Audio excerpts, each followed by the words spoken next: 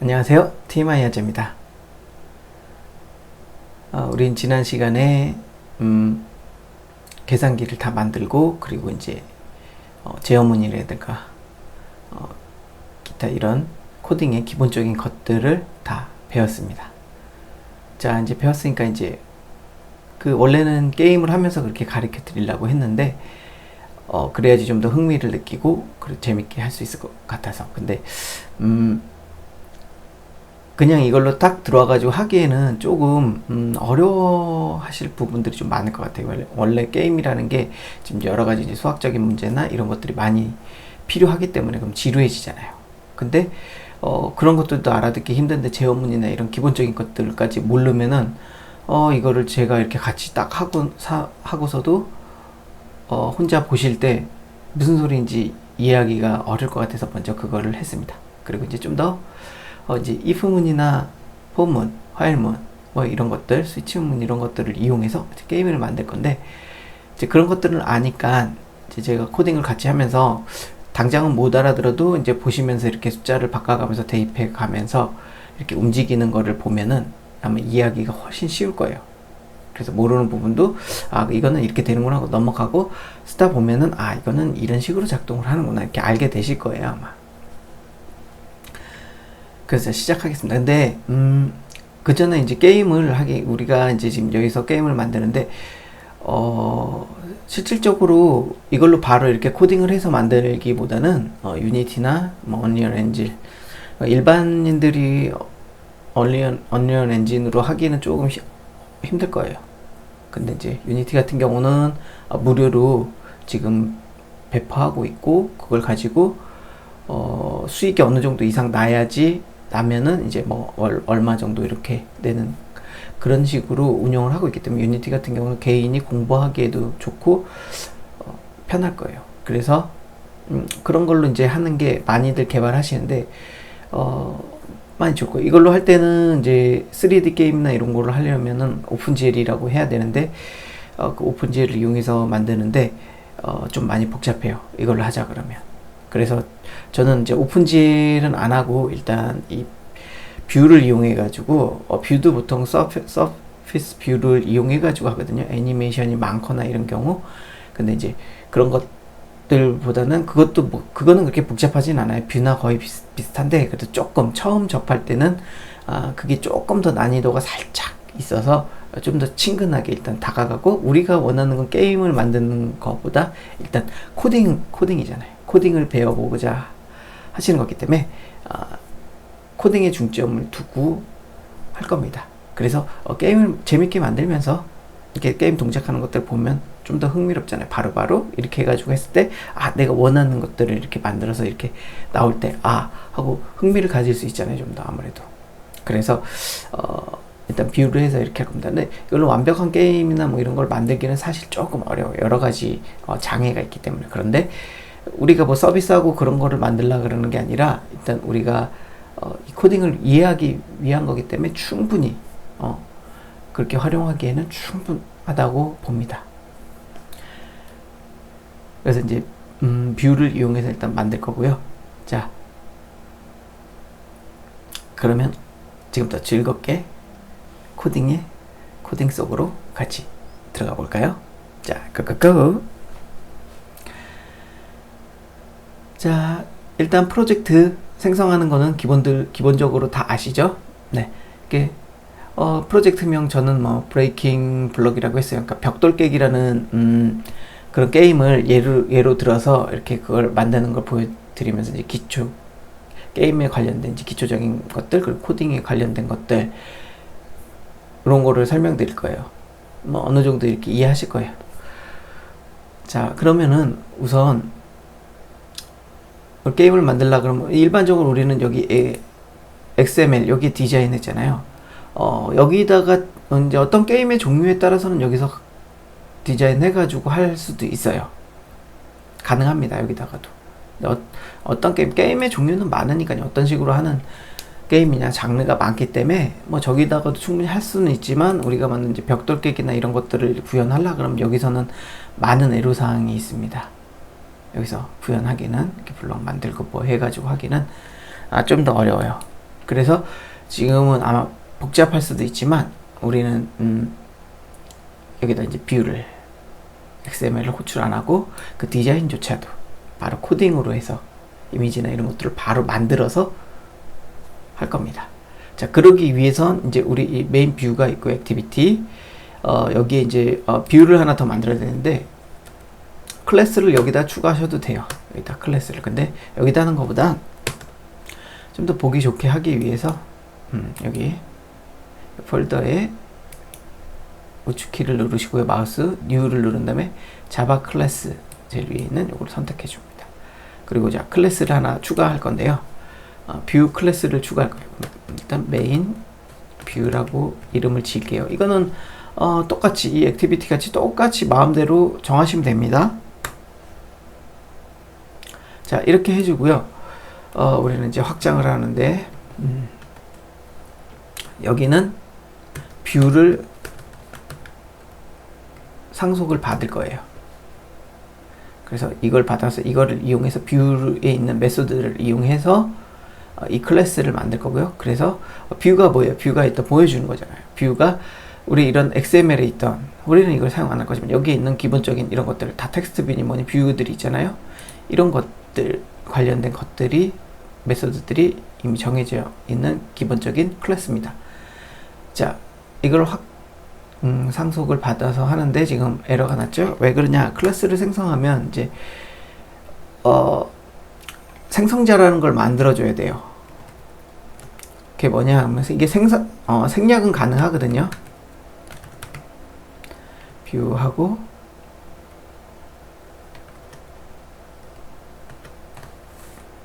자, 이렇게 하면은 기본적인 생성자예요. 이게 근데 이거는 쓰지 않아도, 만약에 이거를 쓰지 않으면 기본적으로 이거는 우리가 넣지 않아도 이 생성자는 이렇게 기본으로 돼 있습니다. 넣지 않아도. 근데 이게 왜 에러가 나느냐? 우리가 이 뷰를 상속받는데 이 뷰 클래스를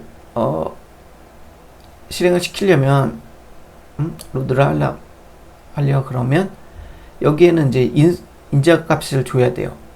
그러니까 컨텍스트라는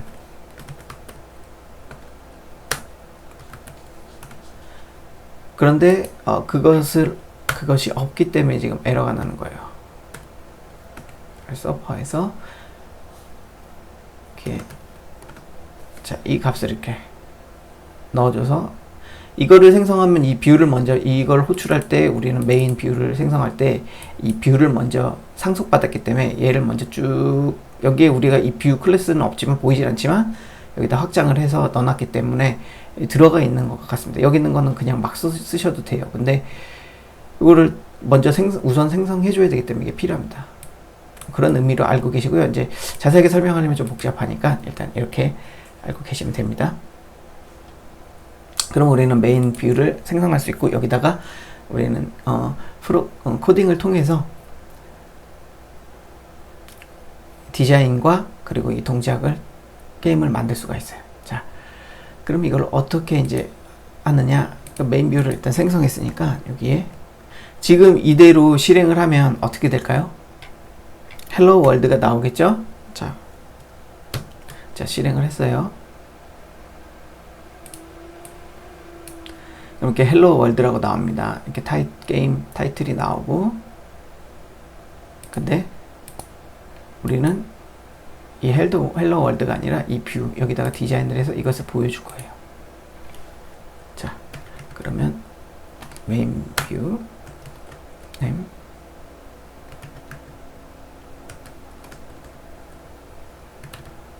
뷰라고 하죠. 이걸 만들어줬으니까 생성을 해주셔야겠죠.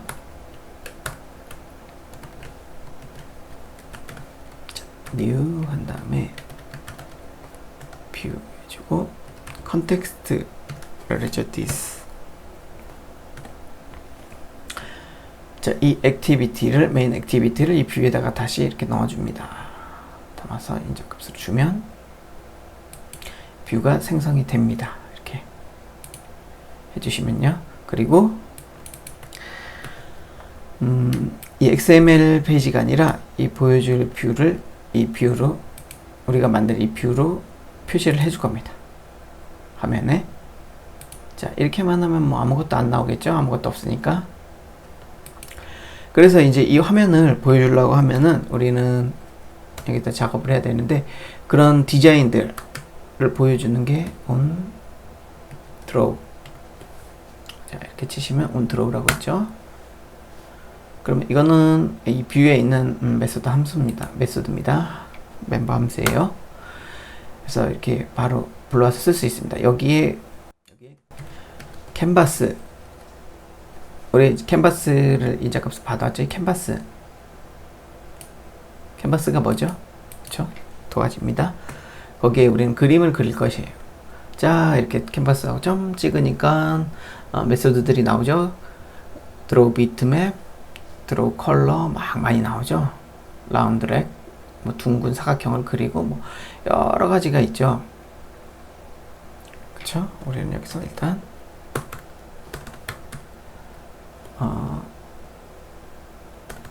캔버스 draw 컬러를 해줄 거예요. 그리고 색을 넣어 보겠습니다. 자, 이게 추가가 됐고, 인풋 됐고, 그리고 무슨 색깔로 할까요? 이게 바로 뭐 블랙이나 블루 뭐 이런 식으로 그레이나 그린 뭐 다크 그레이 뭐 이런 거를 이렇게 넣을 수도 있고요. 근데 우리는 일단 화면이 확실히 잘 보이게 하기 위해서 일단 옐로우로 일단 하겠습니다.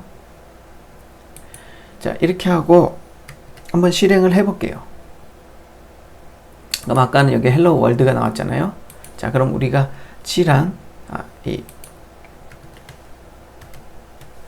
노란색으로, 자, 이렇게 나오죠. 자, 이렇게 나옵니다. 그래서 근데 이런 거 보기 싫잖아요. 브레이킹 블록 뭐 이런 거, 타이틀 게임 만드는 데는 굳이 필요 없잖아요. 그리고 이런 상태바 같은 거, 상태바 이렇게 내리면 여기 있는 노티바라고 또 하고요. 상태바 이런 것도 게임 할 때는 거의 다 없애주잖아요. 그래서 화면을 꽉 채우겠습니다. 이것도 없애고. 자, 그렇게 하기 위해서는 어떻게 해야 되느냐? 타이틀바를 없애면은 먼저 그걸 해야 되는데, 이 앱 컴팻 액티비티라는 거는 좀 더 이제 정확하게 저도 알아보진 않았는데 아마 이름으로 봐서도 컴팻하게 가볍게 이제 앱을 가볍게 만드는 액티비티겠죠. 그러면서 이제 여러 용도가 간략한 용도로 이제 만들었는데, 여기에는 이제 타이틀바를 없애고 그러는 게 이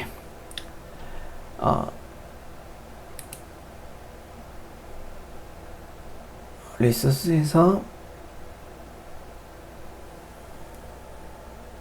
밸류에 테마 이런 데다가 넣어가지고 없애야 돼요. 그래가지고 좀 그거는 이제 여기서 할 때 다뤄보기로 하고요. 일단 그냥 간단하게 요거를 지우고선 알려드리도록 하겠습니다. 앱 컴팻을 지우고 그냥 액티비티를 받을게요. 좀 간소화된 거라서 이렇게 해서 여기서 컨트롤 스페이스를 누르면 액티비티 뒤에서 이렇게 나오죠. 그럼 엔터를 쳐주면 임포트가 이렇게 됩니다. 그러면 요거는 필요 없으니까 우리는 앱 컴팻 액티비티는 사용하지 않으니까 이렇게 지워주고 이렇게 해줄게요. 자, 이렇게 해준 다음에 무엇을 해주냐? 먼저 타이틀 바를 없앨게요. 이렇게. 윈도우 네, 이걸 해주시고 여기에 저도 이거를 할 때는 거의 안 외워서 찾아서 해요. 꼭 할 때 아니면 전에 해놨던 그런 파일들을 열어서 거의 복사 붙이기를 합니다. 그리고 이제 상태줄 그 노티바 제일 위에 시계 나오고 뭐 이런 아이콘들 나오는 그런 부분 이렇게 윈도우를 해주고요. set flags를 해줍니다. 그리고 이 안에다가 윈도우 매니저 점 레이아웃 파라미터 그래서 플래그 풀스크린 이렇게 해줍니다. 그리고 요거를 복사하셔서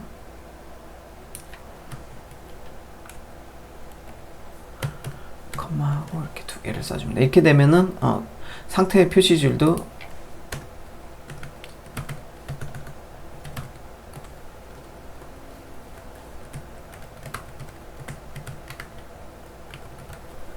제거합니다.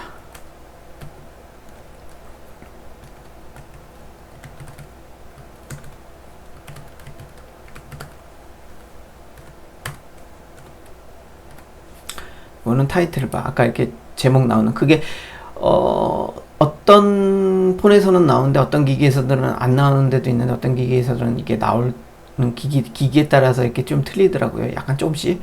그래서 이걸 해주면 확실하게 안 나옵니다. 근데 안 해줄 경우는 어떤 기기에서는 이 타이틀이 안 나오고 이 액티비티로 했을 때 상속을 어떤 액티비티 어떤 기기에서는 나오고 어떤 기기에서는 안 나오고 뭐 그런 경향이 있더라고요. 기기마다 안드로이드 OS를 이렇게 넣어가지고 그걸 하는데 자기 기기에 맞게 조금씩 그거를 부분 수정을 하기 때문에 그런 부분에서 아마 차이가 나는 것 같습니다.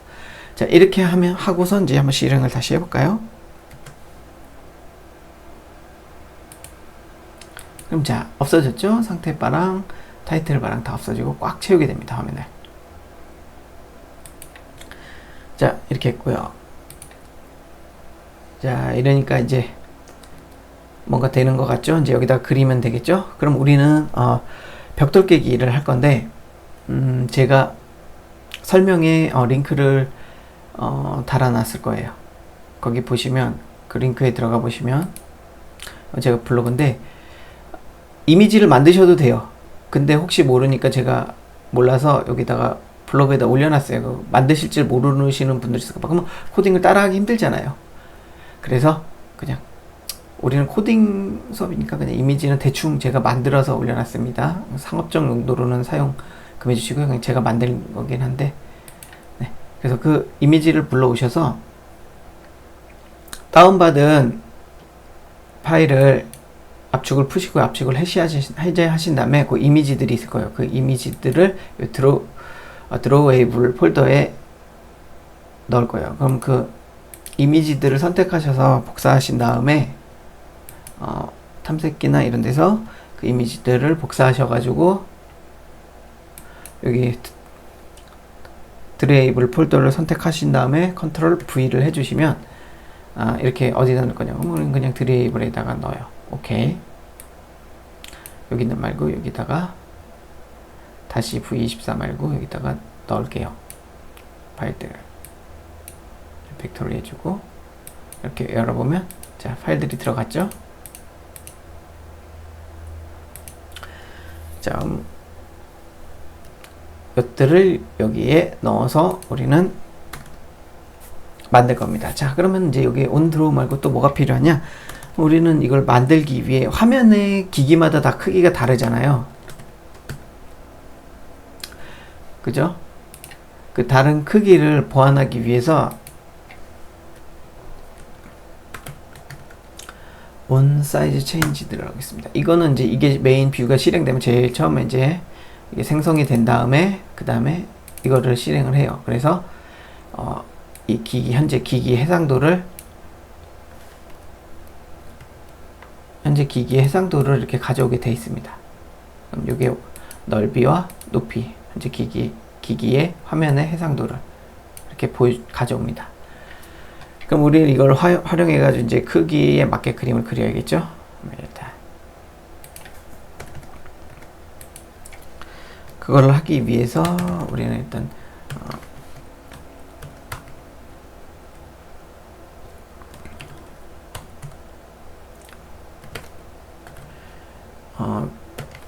화면의 넓이와 높이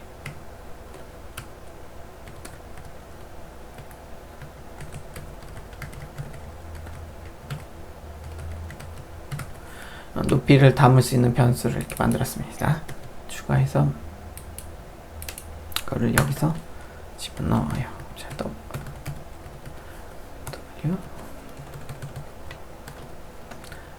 는 H 높이. 자, 이렇게 하면은 이 높이와 넓이와 높이, 와이드는 넓이, 하이트는 높이 화면에 우리 이 화면의 넓이 와이드와 하이트, 높이 이 크기를 가져오게 됩니다. 그래서 여기서 넣어요.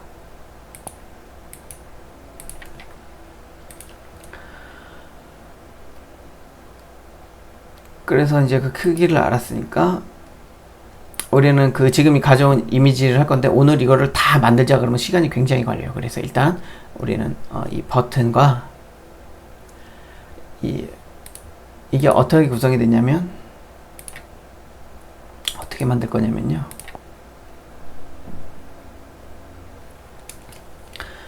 자, 여기에 버튼을 이렇게 들 거예요. 패드를 움직이는 좌측 그리고 우측으로, 그리고 패드를 이렇게 여기 배치하고 이제 공을 배치하고 여기 이제 블록들을 이제 이렇게 넣어서 이제 공을 튼 하면은 이 패드를 눌러서 패드를 움직이고 공이 이제 뭐 발사되면 왔다 갔다 이렇게 뭐 이렇게 갔다 오고 그럼 여기 깨지고 뭐 이렇게 오면은 이쪽에 가가지고 받고 뭐 이렇게 하면 움직여서 다시 공을 쳐내고 공이 가서 다시 패드를 맞고 뭐 와가지고 뭐 이렇게 되는 그런 벽돌 깨기 게임 아시죠? 이제 그런 걸 만들 거예요. 그래서 오늘 작업할 거는 일단 이거를 한꺼번에 다 구현하자면 시간이 많이 걸리니까 간단하게 이렇게 패드라고 이 버튼 한 다음에 이 패드를 움직이는 것까지 오늘 한번 진도로 나아가 보도록 하겠습니다.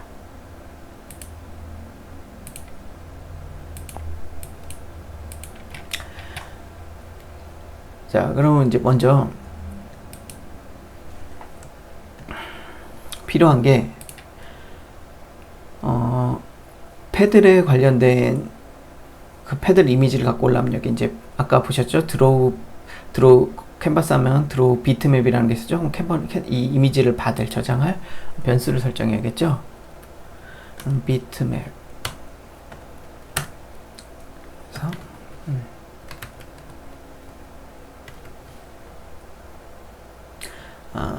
먼저 버튼을 먼저 만들게요. 레프트 왼쪽 버튼과 오른쪽 버튼. 네. 조금 빨리 나갈게요. 그리고선 설명을 하도록 할게요.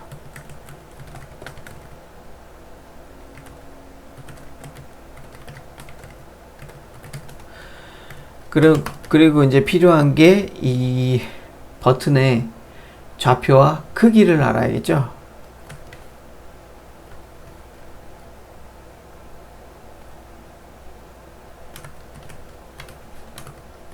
x인데 bt는 레프트 x로 하죠. 두 개 버튼의 좌표가 당연히 다를 테니까 레프트 x와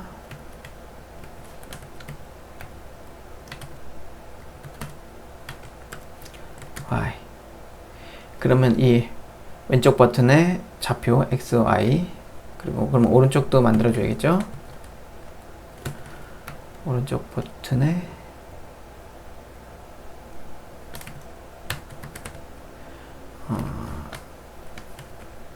이걸 복사하고요. 일단 x 그리고 붙여넣기 한 다음에 y 이렇게.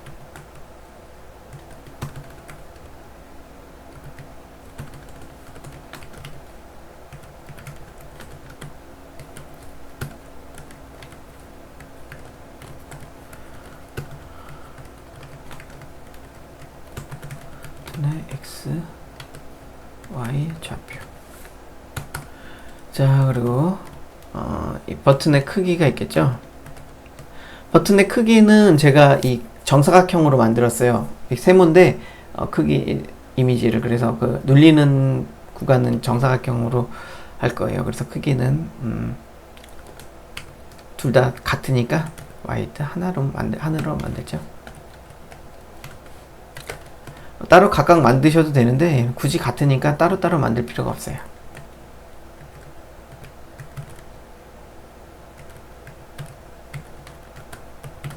높이 이렇게 하면 되고요. 그리고 또 패드를 추가해야겠죠. 비트맵 M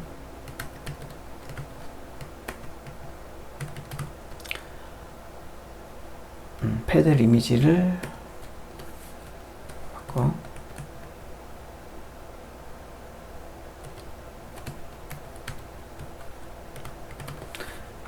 패들이 뭐냐면 이 밑에서 왔다 갔다 하면서 공이 내려오면 공을 탕 받아쳐 가지고 다시 올려주는 그런 그 배트 같은. 그리고 int, 그리고 패들도 마찬가지로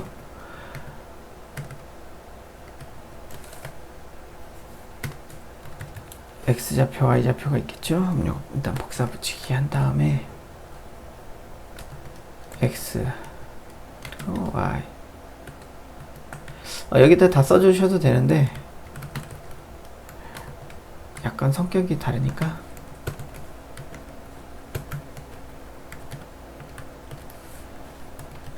일단 어이구.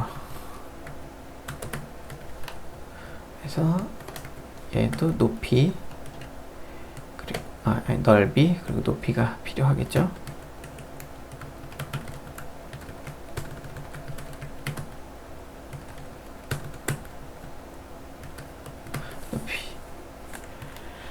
자, 이제 이렇게 만들어줬어요. 그럼 이제 얘네들을 화면에 배치해야겠죠? 그러면 배치할 때 이 사이즈를 받아와서 여기다가 이제 쭉 초기화를 해준 다음에 그려주면 되는데 여기다가 이것들을 다 하려 그러면 너무 복잡하니까 함수를 하나 만들어서 처리할게요.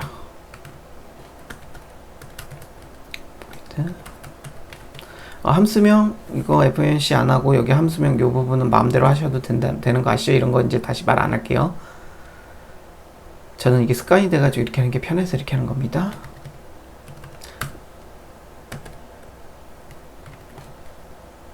그래서 초기화를 해줄 거예요.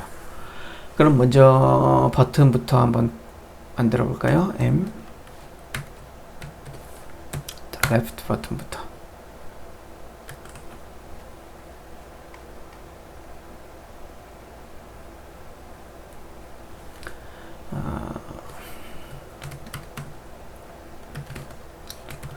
비트맵 팩토리 하고 있습니다. 이거 추가해 주시고요. 정한 다음에 디코드 리소스라고 있어요.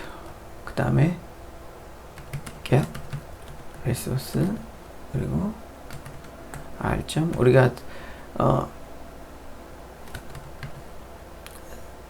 drawable 폴더에 집어넣었죠. drawable 폴더에서 버튼이 있네요. btn으로 시작하는 블록 레프트. 이게 btn 버튼입니다. 이 파일명 정해주신 대로 파일 이미지 그리신 분들은 그 이미지의 그 이미지명대로 이렇게 보이죠? 이렇게 레프트 버튼 이렇게 생긴 이거를 추가했습니다. 그리고 컨트롤 T 눌러서 복사한 다음에 라이트도 똑같이 해주시면 돼요. 저는 이걸 이름을 이건 이렇게 하고 얘는 라이트라고 했어요. 자, 이렇게 해주시면 돼요. 그럼 일단 왼쪽 버튼 이미지하고 오른쪽 버튼 이미지를 넣습니다. 근데 그냥 넣어가지고 될까요? 얘네들 크기나 이런 것들, 스케일 이런 것들을 조정해 줘야겠죠. 좌표나 위치. 그러면 이제 그런 것들을 하기 위해서 필요한 게 일단 먼저 이 버튼들의 크기를 먼저 한번 지정해 봅시다. 변수를 만들었죠. 이거는 일단 그려보면서 하시면 되는데 뷰의 넓이의 한 8분의 1 정도 크기로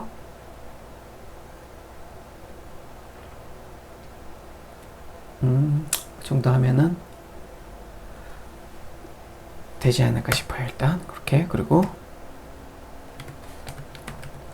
틀리면은 다시 이제 뿌려보고 비율이 너무 안 맞는데 그러면은 수정하면 돼요. 요거는 뭐 똑같이 정사각형으로 만들었으니까 가로 세로 너비나 높이를 똑같이 해주겠습니다. 뭐 이거 다르게 해도 상관없어요. 그러면 이미지가 살짝 이게 찌그러지는데 이미지 비율이 틀려지면은 약간 이미지가 살짝 깨져 보일 수가 있어요. 좀 일그러져 보일 수가 있기 때문에 일단 비율은 맞춰가지고 이렇게 해주겠습니까? 그 다음에 그걸 했으니까 이 버튼들의 좌표를 잡아줘야겠죠. Shift X 먼저. 이거는 이제 왼쪽에 붙어 있으니까.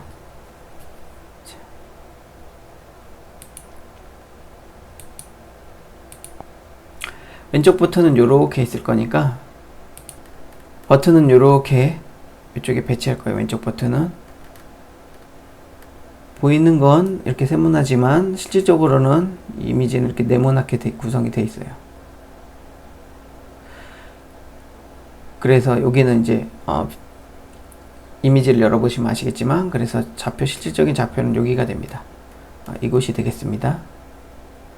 그럼 여기가 좌표가 여기가 0이에요. 이 좌표가 0, 0. x 값이 0, y 값이 0. 그리고 여기는 뷰, 우리 여기서 할 때 m뷰, 요 값이 되겠죠. 그리고 요거, 여기는 h, 이 좌표가 되겠죠. 그럼 여기는 0, 그 다음에 h, 여기는 w, 그리고 0 이렇게 되겠죠. 이 좌표는 요 보설이요.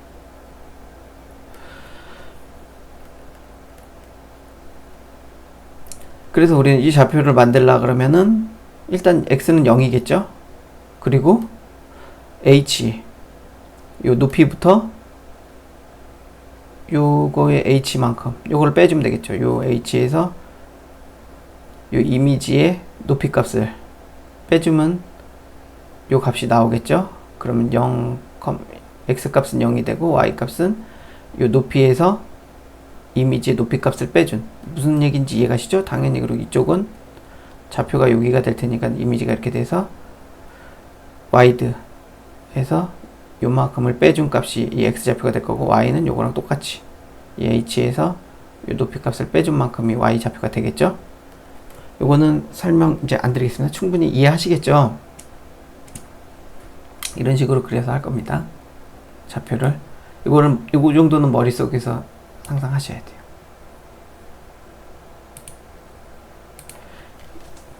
이 부분이 이제 잘 이해 안 되시는 부분도 있을 텐데, 이거를 잘 빨리 이해하셔야 돼요. 머리 개념이 딱 그려져야지 이거를 빨리빨리 짤 수가 있어요. 그럼 일단 x좌표는 0이 될 거고, 그리고 y좌표는 말씀드렸죠? 하이트에서 뷰 해서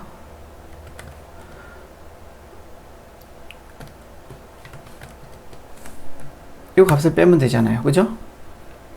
그러면은 y좌표가 되겠죠? 이해되시죠?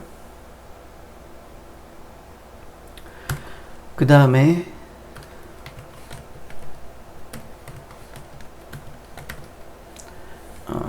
라이트 오른쪽 우측 버튼의 x좌표는 이 너비에서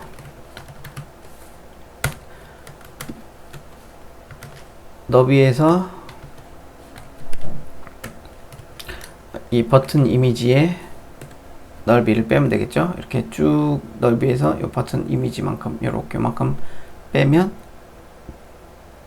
맞겠죠. 그리고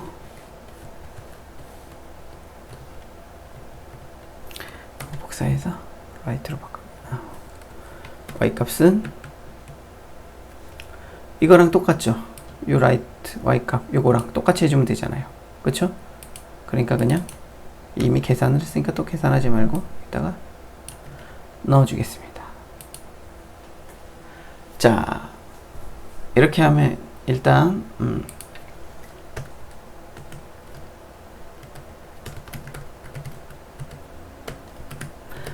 버튼을 세팅했습니다. 버튼 초기화했어요. 그럼 이제 우리 패들도 해줘야겠죠?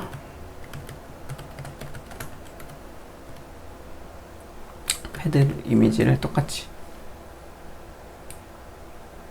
복사해서 오시고요. 패들, 이미지 패들. 그 다음에 이거 B가 빠졌네요. 자, 이렇게 해주시고 이미지는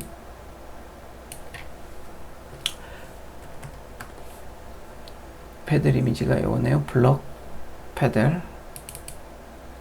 자, 이거 클릭해 보시면 이미지 이렇게 나와요. 아니면 미리 보고 오셔도 돼요. 그럼 이렇게 하면 이렇게 나오죠. 패들 이미지입니다. 이게.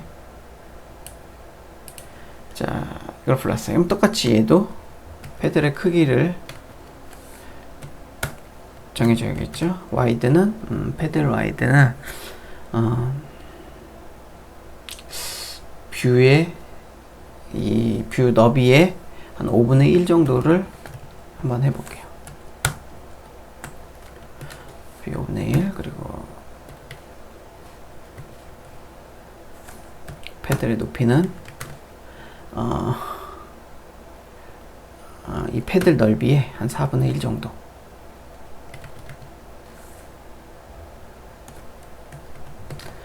이 패들의 이 넓이의 한 4분의 1 정도의 크기로 해주면, 한 5분의 1 되려나?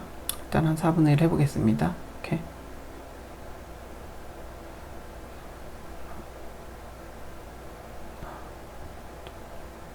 약 4분의 1 정도 되겠네요. 이 정도 해주시고, 이렇게 해주시고요. 그 다음에 좌표를 잡아줘야겠죠. 얘는 움직이니까, 좌표를 이동시켜 줘야 되는데, 일단 처음에 시작할 때 초기 좌표는 있어야 될 거 아니에요. 일단 가운데에 딱 이렇게 해줘야겠죠. 뷰 와이드에 2분의 1 이렇게 하면은 어떻게 되냐. 그러면은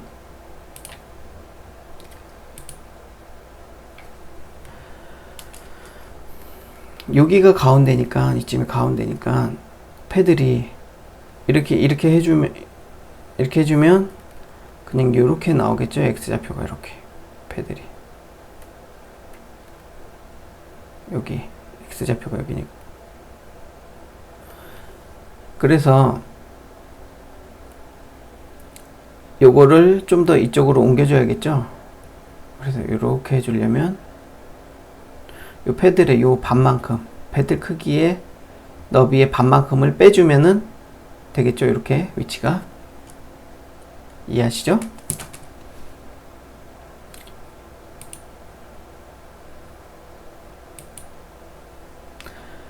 그래서 여기다가 뷰 와이드에서 패들의 넓이에 반을 빼주면 됩니다. 이해하시죠? 그리고 패들의 높이는 이 버튼들보다 위에 있는 게 낫겠죠? 버튼들보다 위에 해야겠죠? 근데 이렇게 해놓으면 겹치겠죠?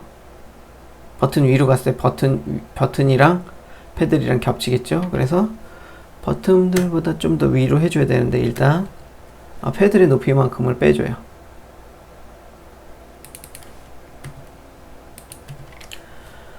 그러면 일단 겹치지는 않는데, 이렇게 끝에 선 부분이 라인이 이렇게 버튼 위쪽 부분하고 이렇게 패들 아랫 부분하고 이렇게 닿을 수가 있겠죠? 그럼 좀 보기가 안 좋겠죠? 그래서 조금 더 빼줍니다. 패들의 한 반 정도 간격을 띄워줍니다. 버튼하고 이렇게. 이게 왜 마이너스를 해주냐면, 위에가 0이고 좌표가 0이고 밑으로 갈수록 커지잖아요. 그럼 좀 더 위로 올려줘야 되니까. 버튼이 여기 있고 그 버튼보다 위쪽으로 해줘야 되니까 X값을 빼줘야 위로 좀 이렇게 떨어져서 올라가겠죠. 이 버튼은 거의 밑에 이렇게 딱 붙어 있으니까 제일 아래. 자, 이렇게 해줬는데요. 이제 이게 빼먹은 게 있는데, 얘네들을 이렇게 넣었으면은 얘네들은 이제 크기 스케일을 정해줘야겠죠. 이걸 했으니까. 자, 이제 먼저 레프트 버튼에 스케일을 정해줍니다. 비트맵 하시고, 그 다음에 created 스케일 비트맵 있죠? 해줍니다. 그리고선 이걸 그대로 넣어줘요. 이미지를 넣어주는 거거든요. 그 다음에 스케일, 와이드, 높이, 그리고 false를 해줍니다. 필터인데 우리 이미지를 내니까 뭐 딱히 그것도 저도 안 해봐서 정확하게 잘 모르겠는데 필터는 뭐 어떤 이미지 변화를 줄 수 있는 거라고 생각을 해요. 한번 찾아보세요. 정확하게 뭔지. 근데 우리는 필요 없어요. 그냥 false를 해주면 되고요. 이미지 이렇게 이거 넣어줬으면 light도 넣어줘야겠죠. 그대로 자, 이 이미지를 그대로 담고 그 다음에 스케일을 지정해 줍니다. 자, 이렇게 되면은 됐고요. 그러면은 패들도 똑같이 해줘야겠죠. 복사해서 패들의 높이는 패들의 높이와 패들의 넓이와 패들의 높이로 이렇게 스케일을 지정해 줬습니다. 그럼 이제 다 했으니까 우리는 이거를 그려야겠죠. 자, 한번 그려볼까요? 그러면 캔버스 하시고 아까 드로우 비트맵이 있었죠. 비트맵을 하신 다음에 불러올 그러니까 여기에 추가할 이미지를 넣었습니다. 이미지를. 그럼 우리는 비트맵 비트맵 먼저 패드를 넣을게요. 그리고 좌표를 넣어야겠죠. 패드 X와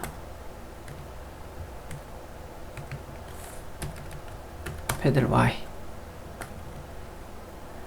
그리고 이게 페인트를 넣는데 페인트는 이 이미지가 아니라 뭐 다른 거 할 때는 여기다 페인트를 넣어서 어떤 효과를 줍니다. 나중에 설명할 때 해드릴게요. 지금 여기서 우리 이미지를 넣기 때문에 페인트는 상관이 없습니다.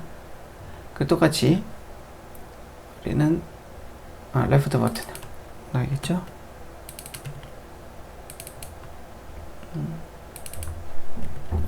레프트 버튼 X, Y 그리고 라이트 버튼도 넣어야겠죠.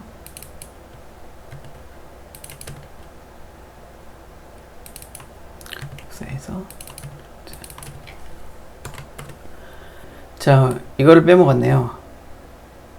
이 초기화를 했는데 초기화를 안 했죠. 이거를 호출을 안 했는데요. 자, 화면 바뀌면 세팅을 해서 다시 하겠습니다. 이렇게 넣고 이걸로 호출하면 세팅이 됩니다. 그리고 언드로우를 호출할 거예요. 자, 다시 실행하겠습니다. 오, 나왔는데 뭔가 이미지가 크게 나왔죠. 뭐가 잘못됐죠? 패들 H가 패들의 높이가 0으로 나왔네요. 자, 나오긴 했는데 패들의 크기가 이렇게 크게 나왔어요. 좌표가 0, 0으로 나왔군요. 자, 어디가 잘못된 걸까요? 천천히 한번 다시 에러를 살펴보도록 하겠습니다.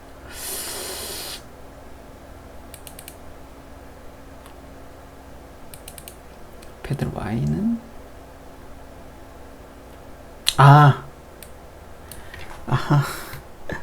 이거를 잘못했네요. 제가 여기를 Y를 해야 되는데 H로 잘못 넣었네요. 자, 그럼 다시 실행시켜 보도록 하겠습니다. 죄송합니다. 자, 이렇게 제대로 나왔죠. 이제 나왔으니까 이제 패드를 한번 움직여 보도록 하겠습니다. 눌렀을 때 패드를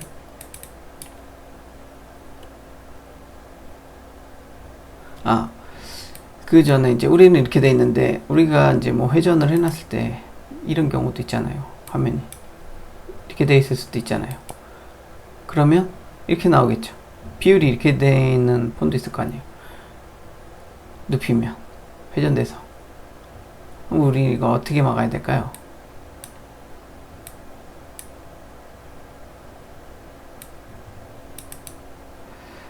이것들을 막아야 될 거 아니에요. 이렇게 되면 완전 게임 이상해지잖아요. 그거는 이 매니페스트 파일에 보시면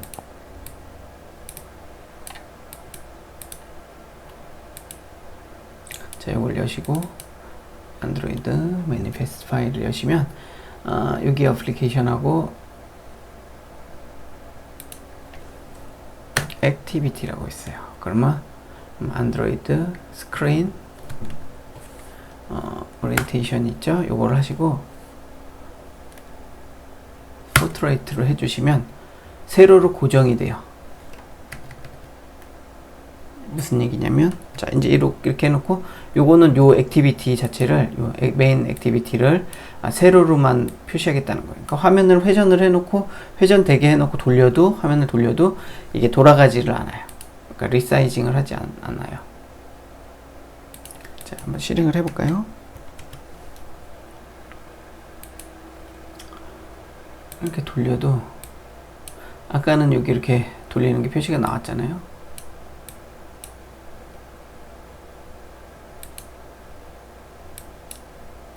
회전 요거 오토 로테이션 해놓으면 화면을 이렇게 돌렸을 경우 이게 이렇게 돌아가잖아요. 지금 그걸 해서 안 되는데, 그럼 다시 한번 해볼게요.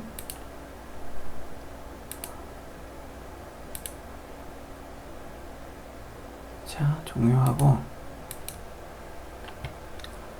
여기 없을 때 컨트롤 X 해서 한번 잘라볼게요. 원래 없었을 때처럼. 실행을 하면 다시 빌드에서 이렇게 나오잖아요. 근데 이게 돌아갔을 경우 리사이징 돼서 다시 나와요. 그러면 이렇게 되면은 블록들이 크기가 되게 얇아지고 뭔가 틀려지겠죠. 이게 지금 얘네들은 두꺼운데 얘네들은 이 높이에 따른 그게 안에서, 그럼 여기에 완전 이렇게 따닥따닥 공도하고 되게 게임 자체가 어려워지겠죠. 그래서 이거를 방지하기 위해서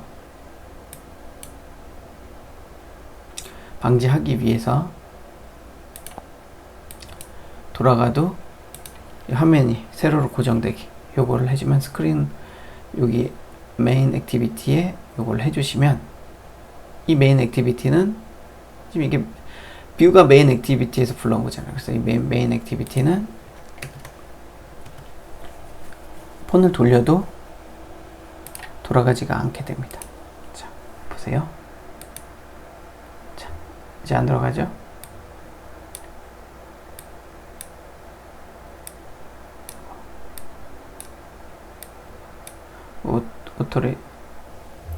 오토 로테이션 써 있는데, 활성화되어 있는데도 안 들어가죠?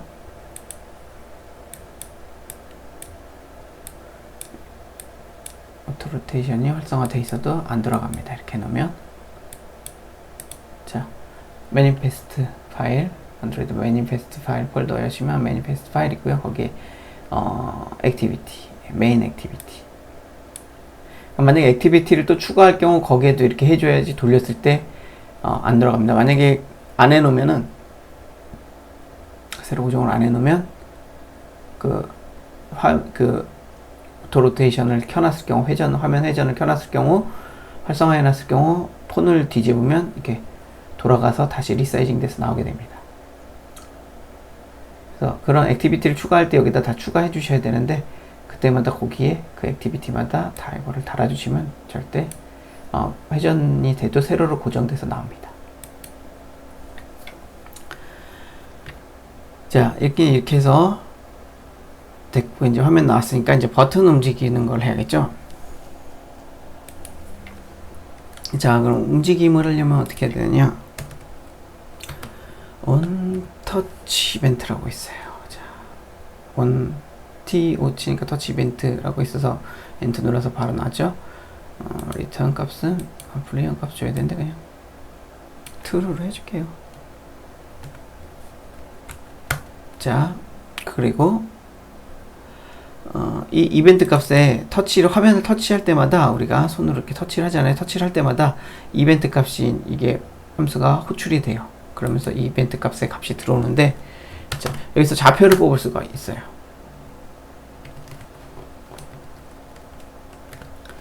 x는 .getX 이렇게 해주면, 근데 이게 좀 실수로 들어와요.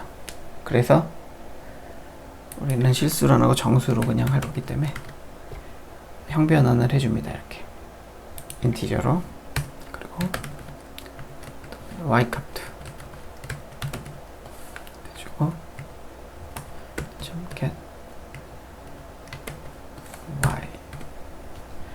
x, y 값을 우리가 터치한, 손으로 클릭했을 때, 화면을 클릭했을 때 그 터치한 부분에 x, y 값이 전달돼서 들어옵니다. x 값과 y 값을 받을 수 있습니다. 그리고 이게 지금 눌렸는지 안 눌렸는지 그런 키 값을 가져올 수 있거든요. 지금 현재 어떤 액션 상태인지, 그 현재 내가 눌렀는지, 누른 상태에서 움직이고 있는지, 그 손을 뗐는지, 눌렀다가 뗐는지, 이런 것들 또 이걸로 확인할 수 있습니다. get action 바로 나왔네요. 자, 하면 요 값에 이게 지금 현재 눌렸다, 움직이고 있다, 뗐다, 손가락을 뗐다, 이런 것들이 요 값으로 들어오게 됩니다. 자, 그럼 이걸 어떻게 할까요? 우리가 이제 버튼을 눌렀을 때 패드를 움직여줘야겠죠. 버튼을 눌렀을 때, 이 레프트 버튼을 눌렀을 때 패드 X 값을 왼쪽 버튼을 누르면 X 값을 빼주면 왼쪽으로 이렇게 이동된 것 같이 보이겠죠? 자, 우리가 여기서 이 버튼을 눌렀을 때 여기가 X 좌표, 여기서 X 요 값을 빼주면 이쪽이잖아요. 마이너스라면 이쪽으로 뭐 몇을 빼주든 한 5를 뺐어요. 아마 5픽셀 정도 여기서 이렇게 이동할 거 아니에요. 그죠?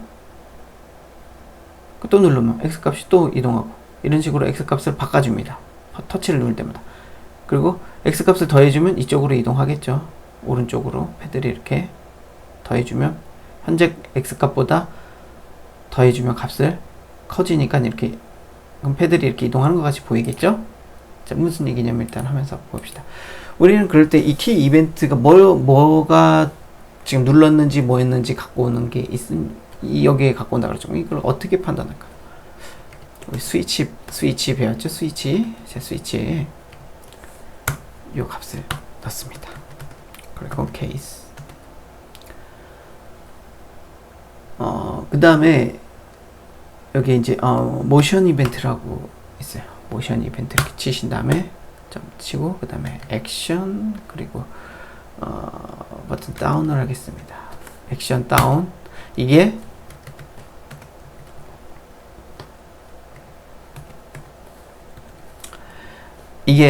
버튼을, 우리가 화면에 버튼을 화면을 터치했을 때, 딱 눌렀을 때, 화면을 눌렀을 때 요게 XY 좌표가 나오고, 그리고 요게 활성화됩니다. 딱 눌렀을 때.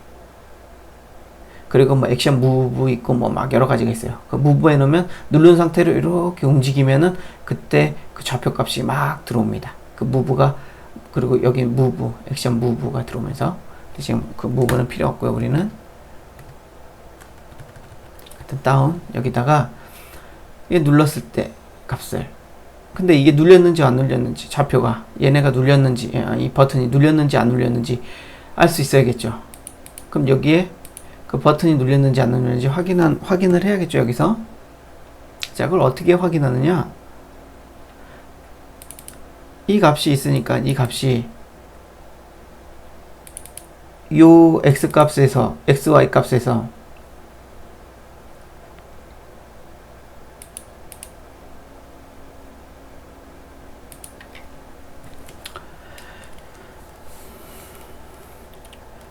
이제 우리가 여기를 눌렀을 때 이 값이 들어올 거 아니에요? 그러면은 이 좌표가 이 안에 포함되어 있는지 그걸 알면 되겠죠?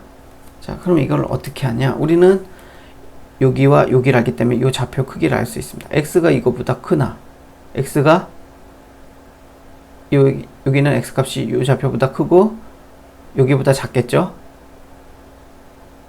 일단 그러면 요 안에 x가 이 안에 들어왔을 때 여긴가를 누르면 일단 그건 참이 됩니다. 그리고 이 y 값이 요 버튼에 요 y 값과 요 y 값, 요 y 값보다 크고 버튼의 y 값보다 크고 요 하이트보다 작으면 요 사이에 있을 때 여기가 되겠죠. 여기를 눌렀을 때. 근데 요 두 개를 만족하는 여기와 요 사이 요 사이와 요 사이를 만족하는 값은 여기밖에 없죠. 그러니까 여기는 뭐 눌렀을 때는 그렇게 비교를 하면 나올 수 있습니다. 그런데 우리는 좀 더 간단하게 그거를 쓰려면은 이제 복잡하잖아요. 뭐 이렇게 그렇게 해도 되는데 if 해서 요 버튼 left x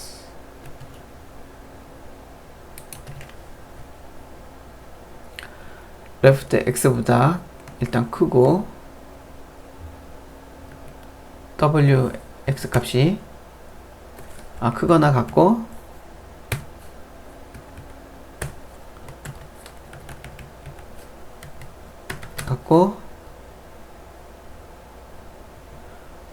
wx가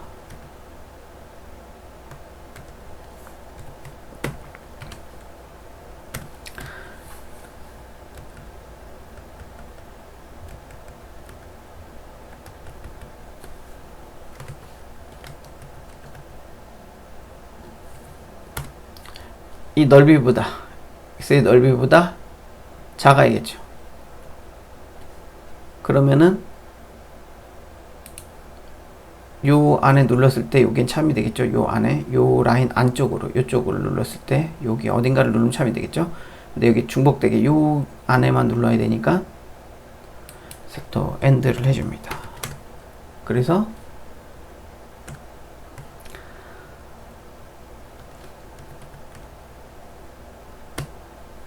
left가 아니라 그냥 여기 left의 y 값보다 커야겠죠. 크거나 같고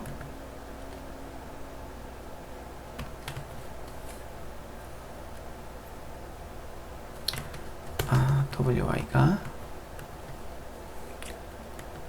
그리고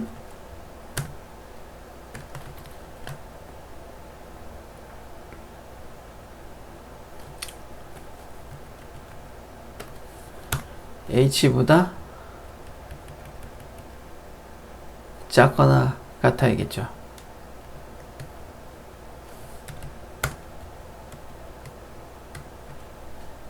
자, 이렇게 되면은 그 네모 안에 교차점이 되겠죠. 이거를 모두 만족하는 거는 여기밖에 없죠. 요 안에 좌표가 눌렸을 때. 근데 이걸 이렇게 하면 좀 복잡하잖아요. 이걸 간단하게 할 수 있는 방법이 있습니다. 자, 뭐가 있냐? 우리는 렉트를 사각형을 하나 만들어줍니다. 이거는 사각형이잖아요. 요 x부터 y까지 여기 요 좌표하고 요 좌표 사이잖아요. 이렇게. 그럼 그 사각형을 그려주고 사각형 안에 들어가느냐 안 들어가느냐 이걸 판단하는 게 있습니다. 여기다 추가를 해줄게요. left m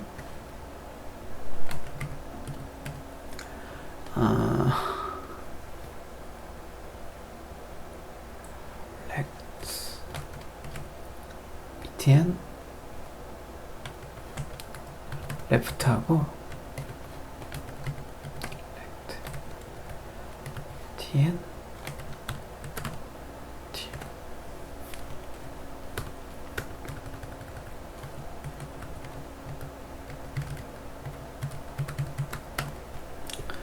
지형입니다. 그래서 이걸 만들어서 초기화할 때 같이 초기화 해주세요.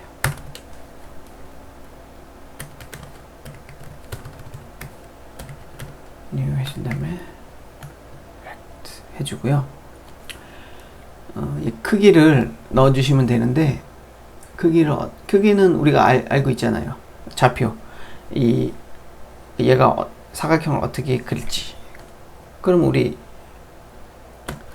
btn left x 하고 이 두 점을 그려주면 돼요. 사각형은 요 점하고 요 점만 알면 우리 사각형을 그릴 수 있잖아요. 여기는 당연히 요 두 점만 알면 요 점 사각형일 때 요 점과 요 점도 알 수 있겠죠. 그래서 우리는 사각형을 그릴 수가 있어요. 요 두 점만 알면 이렇게 그래서 여기하고 요 점은 밑에는 y, left y잖아요. 그죠?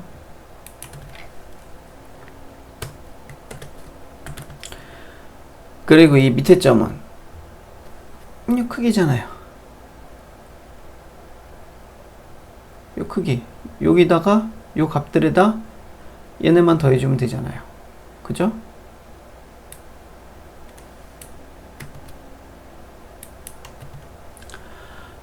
붙이기를 해주고요.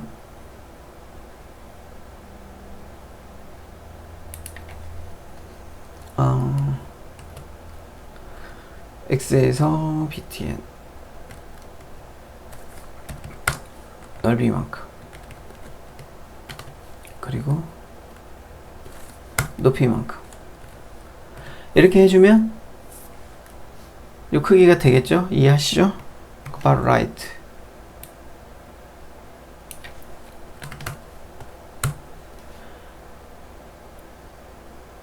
그러면 right로 바꿔주시면 됩니다.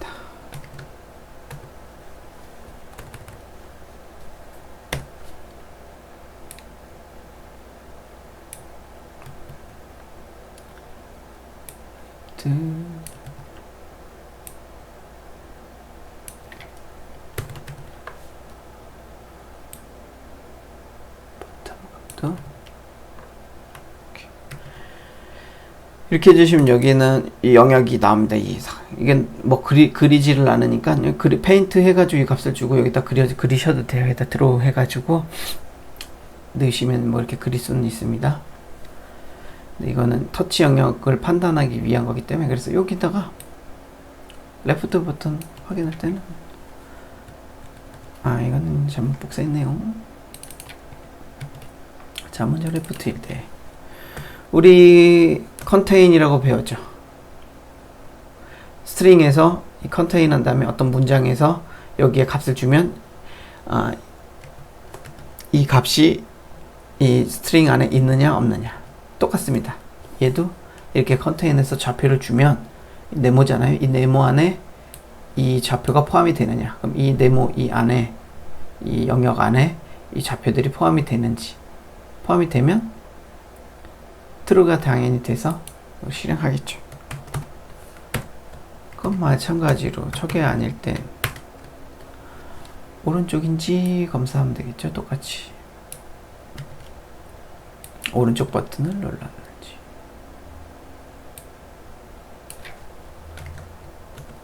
자, 이렇게 해주시면 됩니다. 그러면 왼쪽 버튼을 눌렀을 때, 오른쪽 버튼을 눌렀을 때, 자, 그럼 왼쪽 버튼을 눌렀을 때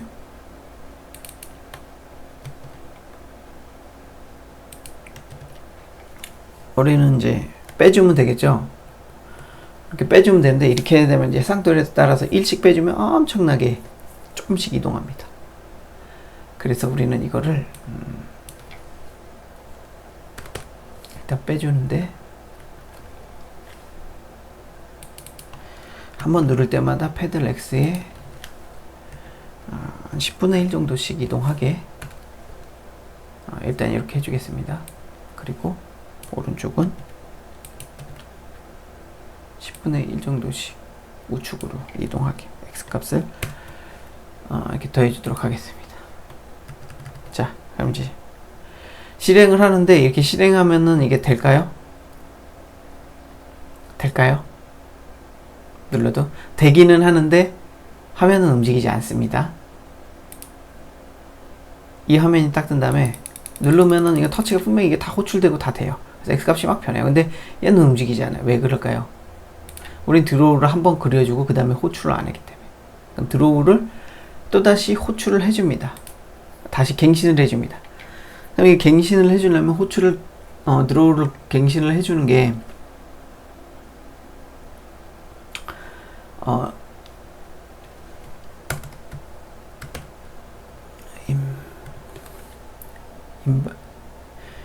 인발라이티 데이트 요거를 해주면은 계속 이거 호출됩니다. 그럼 이게 계속 무한으로 돌아요. 무한 루프 계속.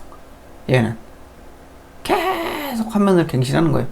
쭉 그린 다음에 다시 갱신, 다시 갱신. 그래서 좀 비효율적이에요. 근데 일단 보여주기 위해서 일단 이렇게 할게요. 실행을 해보겠습니다. 네, 그걸 안 지우고 있군요. 자, 그럼 이거 계속 갱신되고 있는 거예요. 자, 놓을 때마다 이동하죠.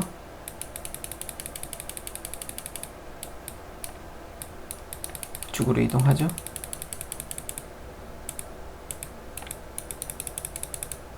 근데 뭔가 부자연스럽죠. 이동하는 게. 그리고 지금 막 밖으로 나가고. 그렇게 누르고 있으면 이동하게 했으면 좋겠고.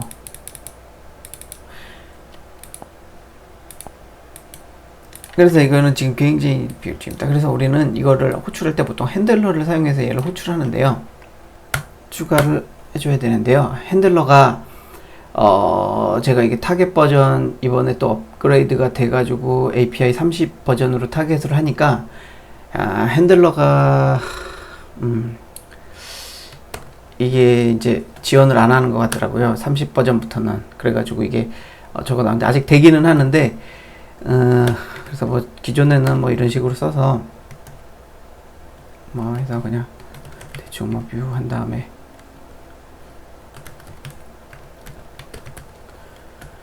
뭐 이런 식으로 해가지고 썼었거든요. 이게 로고로 나왔네. 잘못했네요.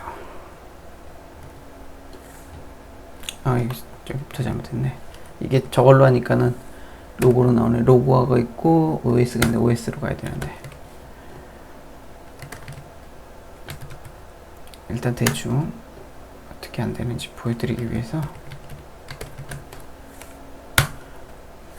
그 다음에 이제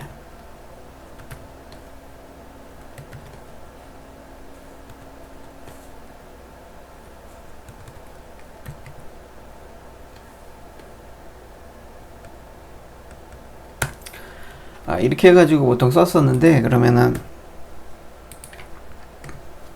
그럼 얘를 이제 호출하면은 요거를 호출하면은 여기서 이제 이렇게 스레드식으로 따로 이렇게 돌아갔었는데 이게 지금 이렇게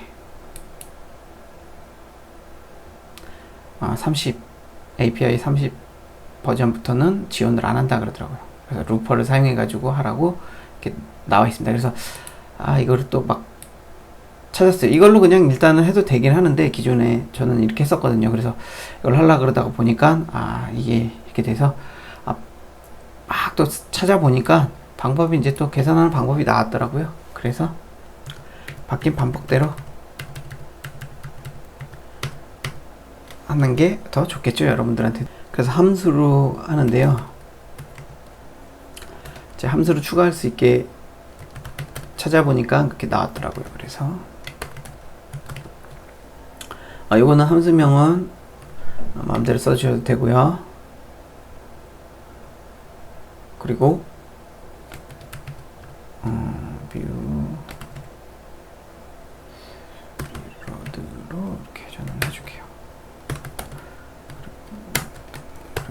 인자값으로 이 지연 시간 이거를 지연시킬 때 지연시켜 가지고 이제 좀 늦게 동작하게 할 때는 인자값을 받아서 그렇게 할 수 있게 이렇게 만들어 보겠습니다. 그럼 뒤에 가지고 핸들러, 이거 핸들러 추가하실 때 잘 보시고 하셔야 돼요. 이거 로깅 이걸로 하시면 안 됩니다. OS로 해주셔야 돼요. 임포트 할 때 이걸로 사용해 주셔야 됩니다. 그리고 바꾼 게 루퍼를 이렇게 넣어주더라고요. 그리고 그래서 퍼스트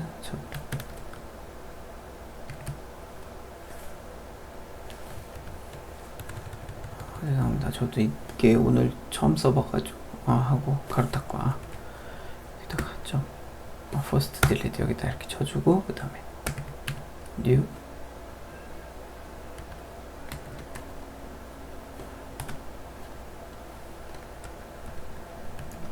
일단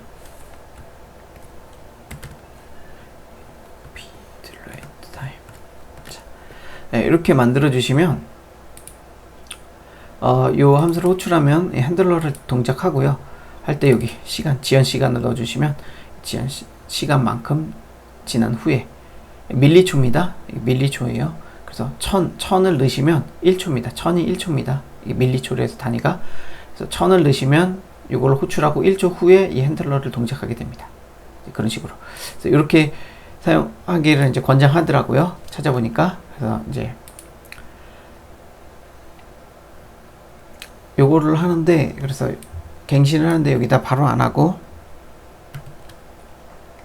여기서 하겠습니다. 여기서 갱신을 하고, 그리고 나서 30. 그러면 이게 0.03초 정도 될 거예요. 0.03초. 근데 이게 정확하게 되질 않아요. 왜냐면은 이제 이 드로잉하고 이런 시간들 때문에 그게 된 다음에 돌려오고 그러면 이제 맨 저거랑, 그래서 기기에 따라서 이게 막 좀 느려지고 그럴 수도 있어요. 그래서 이제 그런 것 때문에 이게 좀 핸들러는 그런 약간 위험이 있어서 이 서피스 뷰보다 서피스 뷰로 게임 같은 걸 만들 때 주로 합니다. 근데 우리는 그거보다 일단 동작되는 것만 보면 되는 거니까. 그리고 요거를 근데 호출을 해줘야겠죠. 자기 자신 호출하는데 한번. 그럼 언제 해주냐? 세팅 끝난 다음에.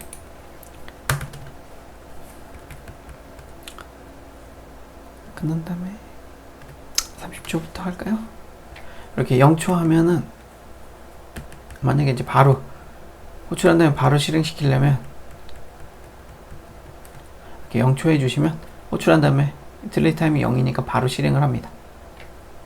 근데 이게 끝나면은 이걸 호출하고, 우리는 이게 이 세팅이 끝난 다음에 바로 여기 끝난 다음에 바로 이걸 호출하거든요. 그래서 바로 두 번이 탁탁 되니까 그냥 30초 지연 주겠습니다. 0을 주셔도 되고요.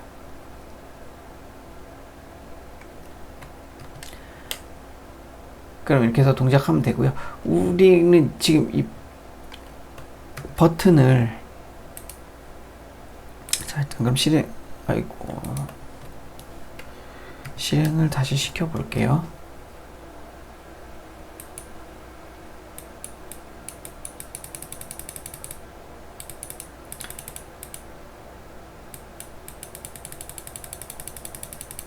이렇게 잘 똑같이 동작하고 있죠. 근데 우리는 이걸 누르고 있을 때 이렇게 하려니까는, 이렇게 하면은 막 계속 클릭을 하면서 눌러야지만 이동을 하니까 힘들겠죠, 하기가. 그래서 이렇게 누르고 있을 때 움직이게끔 하려고. 근데 지금 조금 너무 많이 팍팍팍 움직여가지고 좀 자연스러움이 없죠. 간격을 좀 더 줄여보겠습니다. 한 20분의 1 정도로.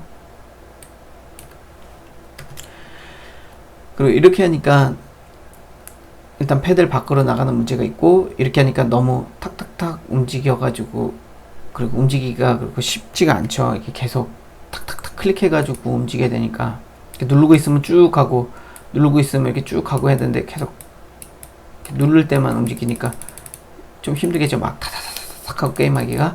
그래서 누르고 있으면 쭉 갈 수 있게끔 그런 처리를 해주면 됩니다. 이게 프레스 그런 게 있긴 한데, 그걸 눌러도 저게 안 들어오더라고요. 그래서 일단 우리는, 그리고 케이스 모션 이벤트인데 액션. 자, 이걸 추가해 줍니다. 왜 얘가 칸이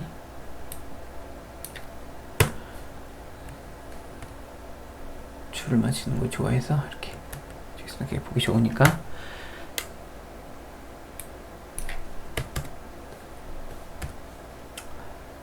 여기 눌렀을 때 우리가 프레스가 없으면 계속 그거 되잖아요. 그러면 우리가 요거일 때 이 값을 핸들러를 호출해서 핸들러를 하나 추가해서 만들고.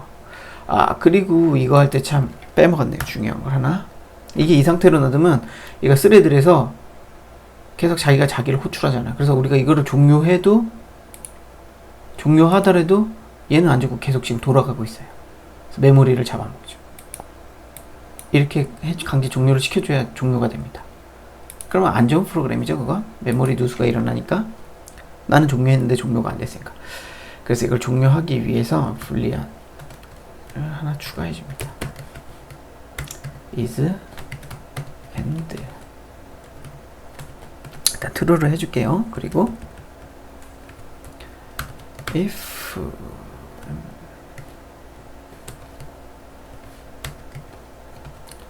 이게 true일 때만 돌게.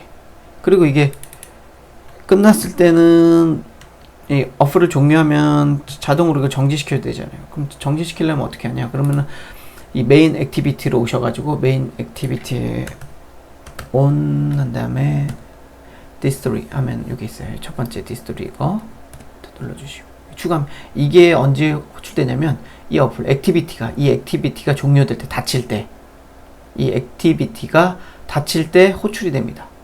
그러니까 당연히 이 액티비티 닫히면 이 뷰도 닫히는 거겠죠. 같이 얘네는 같이 여기서 액티비티에서 불러와서 하니까 그때 저거를 펄스로 만들어주면 되겠죠. 우리 m 뷰를 여기서 소환을 했으니까 이따가 m is end 이거를 펄스를 해줍니다. 펄스를 해주면 이렇게 펄스로 바뀌면서 종료가 되면 자동으로 꺼지게 되어 있습니다. 이게 펄스로 바뀌니까 이제 그만 돌겠죠. 호출을 안 하니까 안 돌겠죠. 근데 이걸 안 해주면 계속 어플을 닫아도 계속 혼자 돌고 있습니다. 그 다음 언젠가 메모리가 부족해가지고 OS 자체에서 이제 강제 종료를 시키겠죠. 백그라운드에 도는 애들 중에서. 그래서 근데 그렇게까지 하면은 좋은 프로그램이 아니죠. 그래서 이런 거는 신경 써서 주시는 게 좋습니다. 메모리 리듀스, 메모리 가비지 컬렉션을 해주기 위해서 이런 쓰레기들을 버려줘야 됩니다. 쓰레기통을 비워줘야 됩니다. 그래야지 메모리 누수를 막을 수 있습니다. 그럼 우리 이제 또 이 핸들러를 만들어요. 하나 더 버튼을 위해서 뭐라고 할까요? btn left 똑같이 해주고요. 얘도 자기 자신을 이렇게 호출해 주는데 얘는 요게 필요 없겠죠?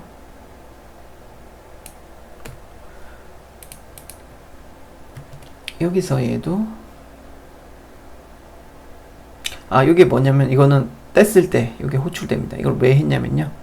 이제 설명드릴게요. 자, 다운을 클릭했습니다. 그럼 바로 지체 없이 0으로 실행할게요. 요거를 호출합니다. 핸들러를. 그래서 핸들러 안에서 요 동작을 하게 해주면 되겠죠.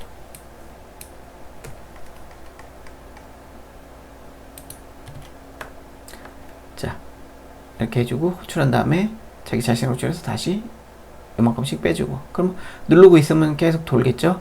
근데 문제는 얘도 이걸 뗐을 때도 계속 돌고 있겠죠. 한 번만 눌러놓으면 계속 이쪽으로 이동하겠죠. 그럼 안 되겠죠. 그럼 여기도 손가락을 뗐을 때 is touch 조기 값은 false를 해줄게요. 이 값이 true일 때만 내가 아니라 이 값이 true일 때만 이거를 계속 호출해야겠죠. 그러면 이걸 멈추게 하려면 손가락을 뗐을 때 멈춰야 되죠. 그럼 어떻게 해야 돼요? 손가락을 뗐을 때 액션 업일 때 저걸 false 바꿔줍니다. 그러면 기본 값이 false니까 안 돌아가겠죠. 한 번만 돌아가고 true로 해줍니다.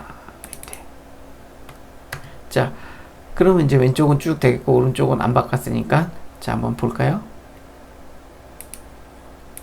자, 실행을 시켜보겠습니다. 자, 왼쪽은 누르고 있어도 안 되죠? 틱틱 소리 나죠? 이쪽은 한 번만 탁 눌러도 이렇게 쭉 갑니다.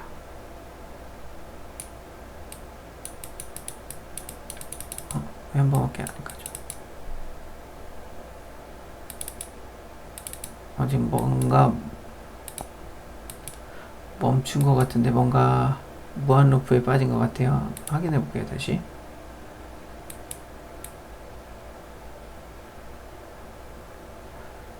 이상한데요. 다시 확인을 해보도록 하겠습니다.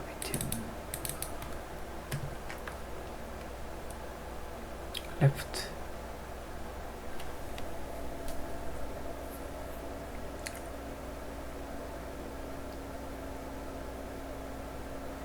션업하면 이렇게 뭔가 에러가 난 것 같은데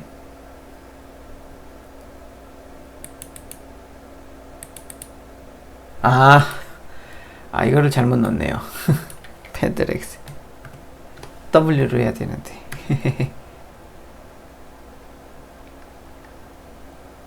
그럼 여기 그래서 안 갔군요.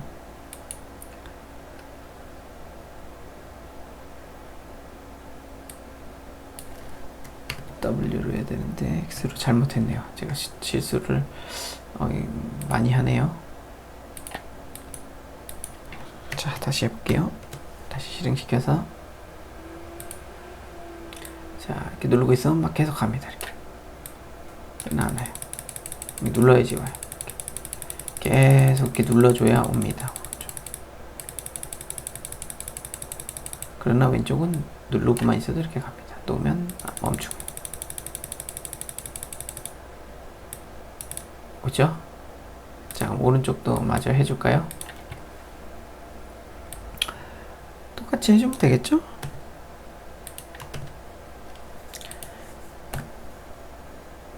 이것만 라이트로 바꿔주고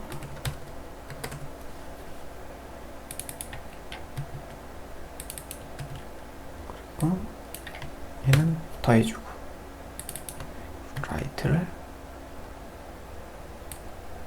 해서 좀 줄여줍니다.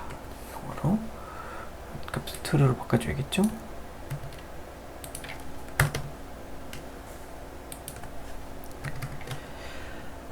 자, 그럼 한번 실행해 볼까요? 자, 쭉 가고, 자, 오른쪽 누르고 있어도 쭉쭉 잘 갑니다. 자, 근데 이제 밖으로 나가죠? 이거 처리해 줘야겠죠? 자, 잘 움직이죠? 재밌죠?